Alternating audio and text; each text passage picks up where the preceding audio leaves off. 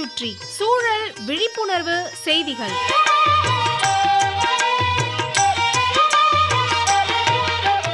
அன்புள்ள ரத்தினமையா அவர்களுக்கு உங்கள் மாணிக்கம் எழுதும் மடல். நலம் நலமறிய ஆவல். எங்கும் பரபரப்பா இருக்குது. சுட்டெரிக்கும் கோடை வெயிலால் வரும் உபாதை ஹைப்பர் தெர்மியா.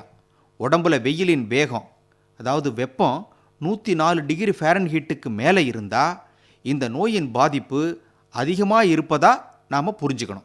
நீர்ச்சத்து படிப்படியாக குறைதல், தலைவலி, அதிக அளவு வியர்த்து கொட்டுறது, தோல் சிவப்பாக மாறுவது, தசைவலி, மயக்கம், சிறுநீர் ரொம்ப குறைச்சலாக வெளியேறுவது, சுய நினைவை இழத்தல், இதெல்லாம் ஹைப்பர் தெர்மியா நோயின் அறிகுறிகள்.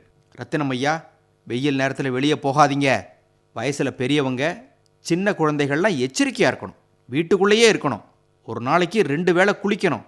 ஹைப்பர் தெர்மியா நோயின் தாக்கம் அதிகம் இருந்தால் மேலும் சில பாதிப்புகள் ஏற்படுமா.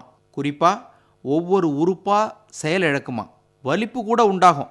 இது போன்ற பாதிப்பு ஏற்படாமல் இருக்க அதிக அளவு தண்ணி குடிக்கணும். வெயில் காலத்தில் நம்ம உடம்பை பராமரிக்கும் ஆயுதம் நீர் தான். எலக்ட்ரோலைட் கலந்த தண்ணீர் குடிப்பது நல்லது. காரணம், அதில் சத்துக்கள் இருக்குது, வைட்டமின்கள், அமினோ அமிலங்கள்லாம் இருக்குதான். இறுக்கமான ஆடைகளை தவிர்க்கணும். தளர்த்தியான காட்டன், பருத்தியில் வேயப்பட்ட ஆடைகளைத்தான் அணியணும். வெயில் காலத்தில் அடர்ந்த நிறங்களுடைய ஆடைகளை அணியக்கூடாது. வெளியே போயிட்டு வீடு திரும்பின உடனே ஐஸ் பேக்குகளை தசைகளில் வச்சு ஒத்தடம் கொடுக்கலாம். வெளியே போகும்போது கொடை எடுத்துகிட்டு போகணும். குறைஞ்சபட்சம் ஒரு துண்டாவது தலையில் போட்டுக்க எடுத்துகிட்டு போகணும். வீட்டை சுற்றி நிழல் தரக்கூடிய மரங்கள் இருப்பது அவசியம். நல்ல காத்தோட்டம், ஆரோக்கியமான சூழலை கொடுக்கக்கூடியவை மரங்கள். இருக்கும் மரங்களை நல்லபடியாக பராமரிக்கணும். மரங்கள் இல்லைன்னா இப்போது மரக்கன்று வச்சிட்டா அடுத்தடுத்த ஆண்டுகளில் அதன் பலனை அனுபவிக்கலாம்.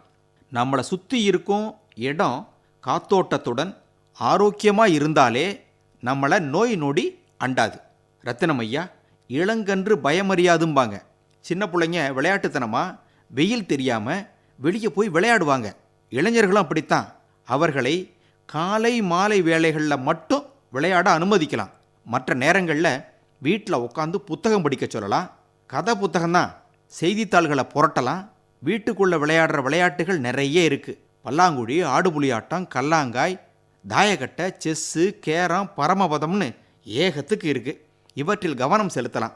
உடலுக்கும் நல்லது, உள்ளத்துக்கும் நல்லது.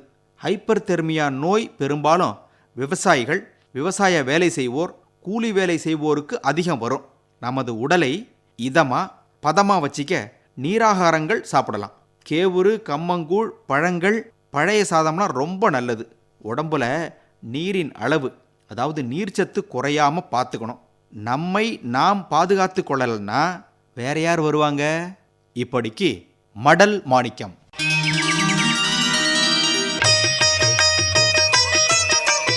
நம்மை சுற்றி சூழல் விழிப்புணர்வு செய்திகள் கேட்டீர்கள்.